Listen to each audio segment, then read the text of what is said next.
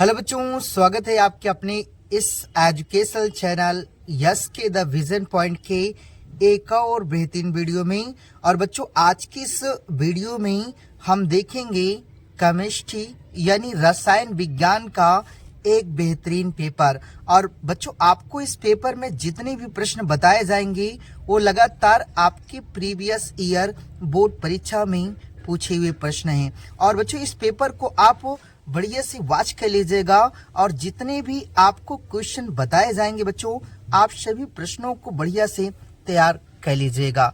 ठीक, तो आइए बच्चों, बिना देर किए हुए इस वीडियो को हम शुरू करते हैं। लेकिन शुरू करने से पहले बच्चों, आपसे एक छोटा सा निवेदन है, अगर आप इस चैनल पे नए हैं तो इस चैनल को सब्सक्राइब कर लीजिएगा और बेल आइकन को भी आप प्रेस कर दीजिएगा, ताकि बच्चों मेरी कोई वीडियो का नोटिफिकेशन हो वो आप तक सबसे पहले पहुंचे। तो आइए बच्चों, देखते हैं।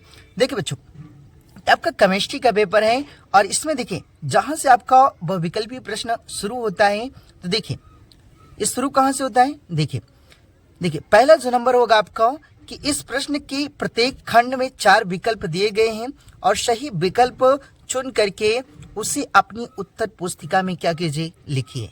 ठीक, तो देखिए सबसे पहला नंबर जो का है, ये दिया है कि अणु संख्या गुणधर्म है, यानी कि अणु संख्या गुणधर्म है। तो देखिए बच्चों, इसमें 4 ऑप्शन आपके दिए गए हैं। पहला परासरण दाब, दूसरा पृष्ठ तनाव, और जो तीसरा ऑप्शन है आपका घनत्व है, और जो चौथा है इनमें से कोई सभी ना। तो यानी कि देखिए जो अणु संख्या गुणधर्म है वो क्या होता है बच्चों, आपका परासरण दाब। ठीक, तो यानी कि आपका ये जो पहला नंबर है वह क्या हो जाएगा, सही हो जाएगा। ठीक, तो आपको पहले में क्या करना है, टिक लगा लेना है। उसके बाद देखिए जो ख नंबर आपसे पूछा था कि निम्नलिखित किस यौगिक में Mn की ऑक्सीकरण संख्या +6 है। ठीक, तो देखिए बच्चों 4 ऑप्शन दिया है। पहला Mn2O3 है और जो दूसरा ऑप्शन है K2Mn4 दिया है। ठीक, और जो तीसरा ऑप्शन आपका है KMnO4 है और जो चौथा है MnO2। ठीक, तो बच्चों देखिए इसमें जो K2MnO4 लिखा है, ठीक, इसमें जो Mn की ऑक्सीकरण संख्या होगी वो कितनी होगी, +6। तो इसमें कौन सा सही हो जाएगा बच्चों, आपका ये हो जाएगा K2MnO4। ठीक, देखिए उसके बाद ग नंबर आपका है कि निम्नलिखित गिलैंडों में से कौन सा उभय दंती लिगैंड के समान व्यवहार करता है।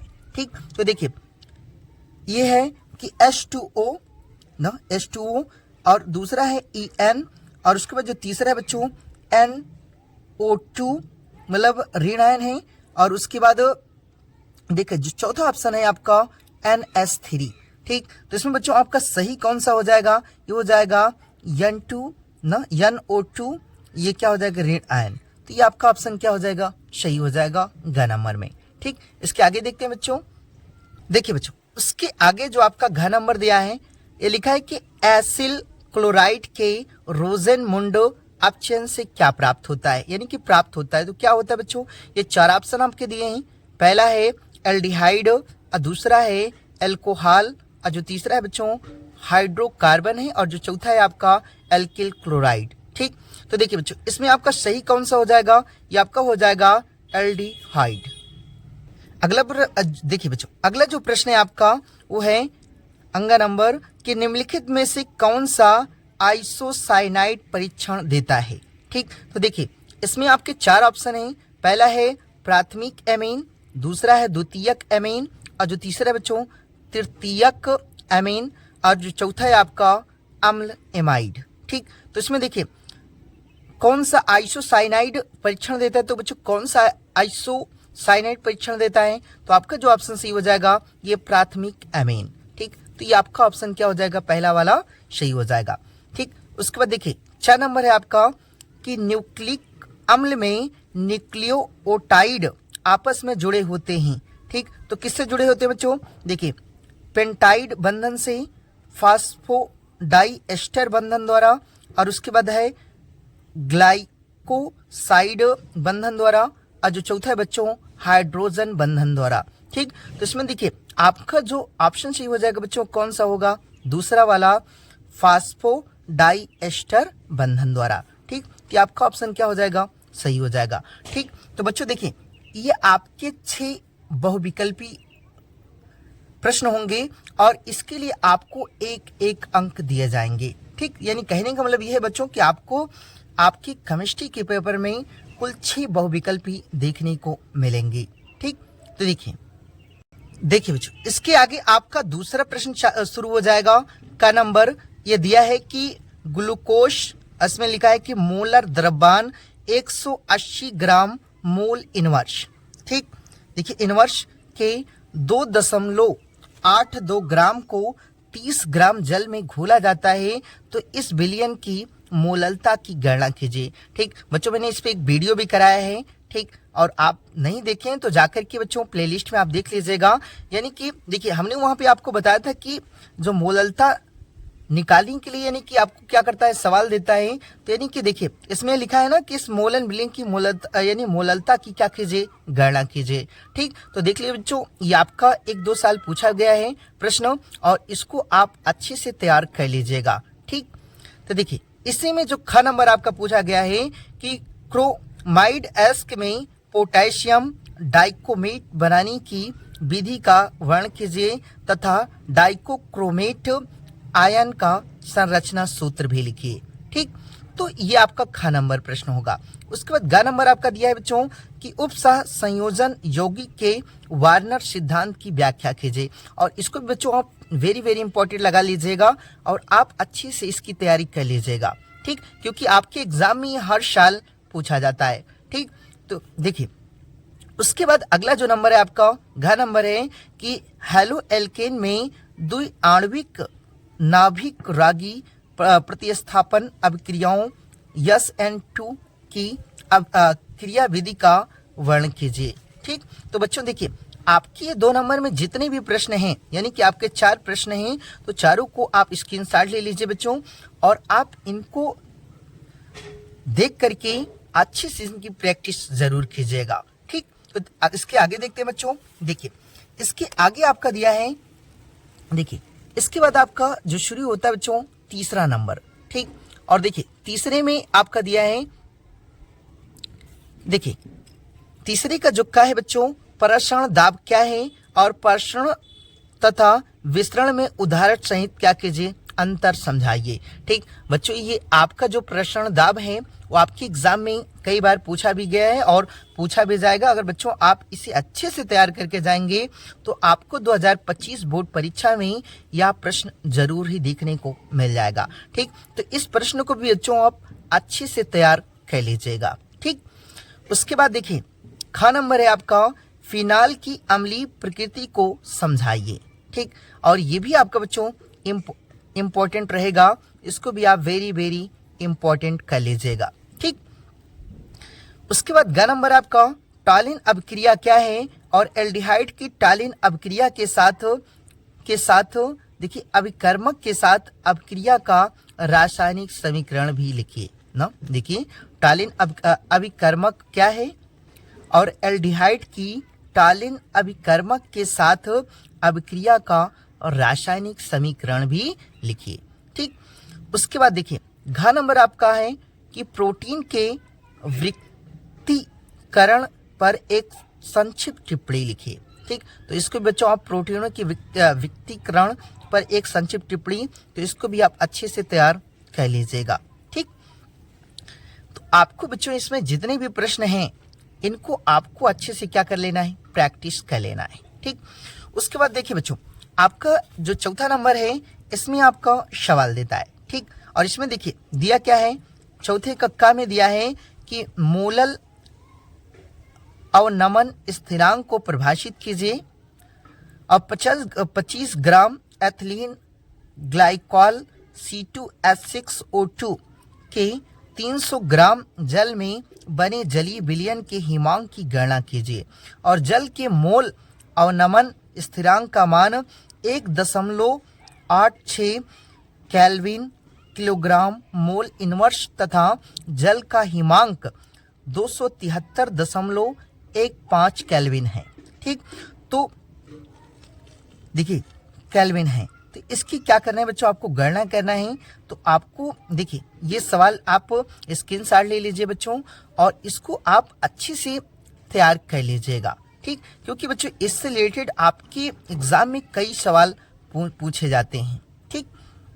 तो देखिए उसके बाद अगला बच्चों है आपका अगला जो प्रश्न है, देखिए ख नंबर, कोलराउस के नियम को समझाइए। ये बच्चों मैंने अपनी वीडियो में कराया है, ठीक। और आप अगर नहीं देखे होंगे तो आप इसको देख लीजिए। और बच्चों ये आपका सबसे इंपॉर्टेंट रहेगा कि कोलराउस के नियम को समझाइए और इसके अनुप्रयोगों को लिखिए। ये आपका वेरी वेरी इंपॉर्टेंट रहेगा। और ये हर साल बच्चों पूछा जाता है, कोलराउस का नियम ना और हेनरी का नियम। तो यानी कहने का मतलब है कि आप इस प्रश्न को देख लीजिए और अच्छे से बच्चों इसकी तैयारी अभी से ही करना शुरू कर दीजिए, ठीक। उसके बाद देखिए आपका इससे में दूसरा दिया है बच्चों कि किसी वैद्युत अपघट के विलयन की मोलर चालकता को परिभाषित कीजिए। देखिए बच्चों मोलर चालकता, ठीक, इसको भी मैंने अपनी वीडियो में कराया है। तो जाकर के बच्चों आप इन दोनों जो प्रश्न हैं इनको आप विधिवत अच्छे से तैयार कर लीजिएगा, क्योंकि बच्चों बहुत ज्यादा इंपॉर्टेंट रहेंगे, ठीक, 2025 बोर्ड एग्जाम के दृष्टिकोण से, ठीक। उसके बाद देखिए बच्चों अगला जो नंबर है आपका ग नंबर, ठीक। देखिए इसमें जो ग नंबर है, देखिए ग नंबर है कि अपक्रिया की आणविकता तथा कोटि में अंतर स्पष्ट कीजिए। कोटि में अंतर स्पष्ट कीजिए और प्रदर्शित कीजिए कि प्रथम कोट की अपक्रिया के 3/4 पूर्ण होने में लगा समय उसकी अर्ध आयु का 2 गुना होता है, ठीक। तो ये बच्चों आपके ये 4 में भी 3 प्रश्न रहे और आप इनको अच्छे से तैयार कर लीजिएगा, ठीक। तो इसके आगे देखते हैं बच्चों। देखिए बच्चों 4 में एक और प्रश्न था घ नंबर आपका, कि पहला इसमें दिया है कि लैंथेनाइड संकुचन को कारण सहित स्पष्ट कीजिए, ठीक। और ये भी बच्चों आपका वेरी वेरी इंपॉर्टेंट रहेगा, ठीक। ये भी आपसे पूछा जाता है कि लैंथेनाइड संकुचन को कारण सहित स्पष्ट कीजिए, ठीक। और देखिए जो दूसरा है बच्चों ये लिखा है कि देखिए दूसरा जो दिया है कि ZN नो, देखिए ZN प्लस डबल, या ऐसे कहें कि डबल प्लस लवण सफेद होते हैं जबकि Cu पर डबल प्लस लवण नीली रंग के होते हैं, क्यों, ठीक। तो इसको भी आप अच्छे से तैयार कर लीजिए, ठीक। उसके बाद बच्चों देखिए आपका 5वां नंबर जो होता है आपका,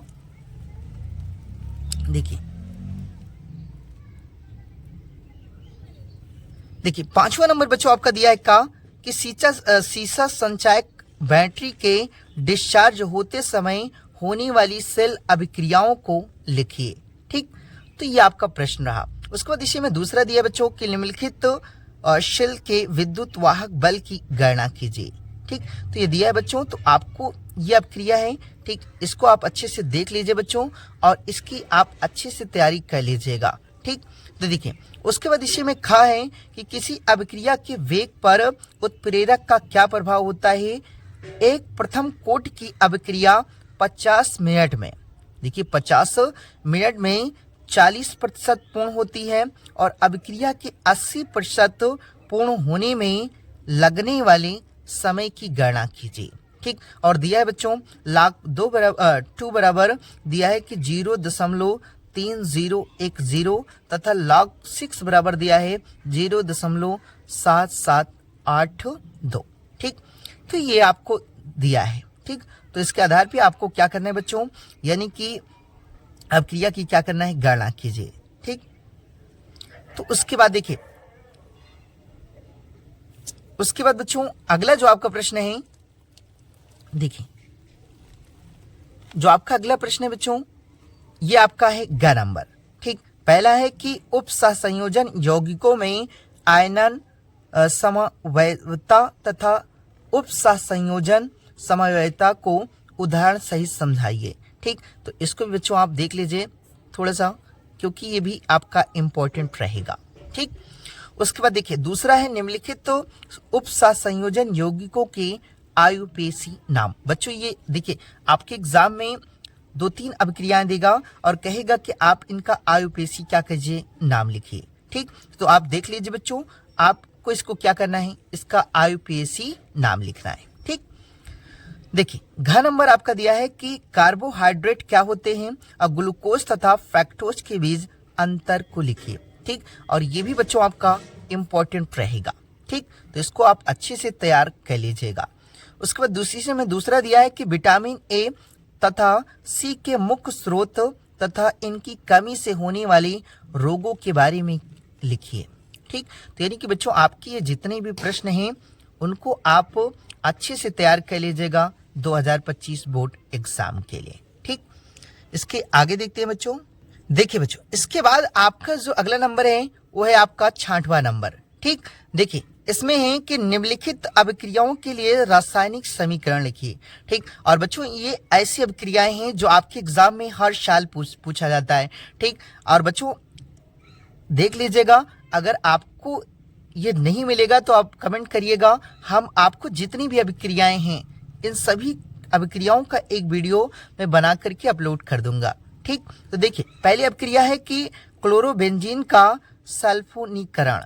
ठीक, और दूसरा है क्लोरोबेंजीन का नाइट्रीकरण, और जो तीसरा बच्चों दिया है कि एथिल ब्रोमाइड की सोडियम एथॉक्साइड से अभिक्रिया। ठीक, और जो चौथा है बच्चों ओट्स फीडिंग अभिक्रिया। ठीक, ये बच्चों ये देखिए ओट्स फीडिंग अभिक्रिया ये आपके एग्जाम में हर साल पूछा जाता है। ठीक, और ये पांचवा है फीटिंग अभिक्रिया। इन दोनों अभिक्रियाओं को आप अच्छे से तैयार कर लीजिएगा। ठीक, वैसे आपके बच्चों आपको पूरी जितनी अभिक्रिया हैं एक बार देख लीजिए और इनको आप एक बार प्रैक्टिस कर लीजिएगा, लेकिन आपको जो चौथी और पांचवी अभिक्रिया दिया है इन दोनों को खूब अच्छे से तैयार करना है।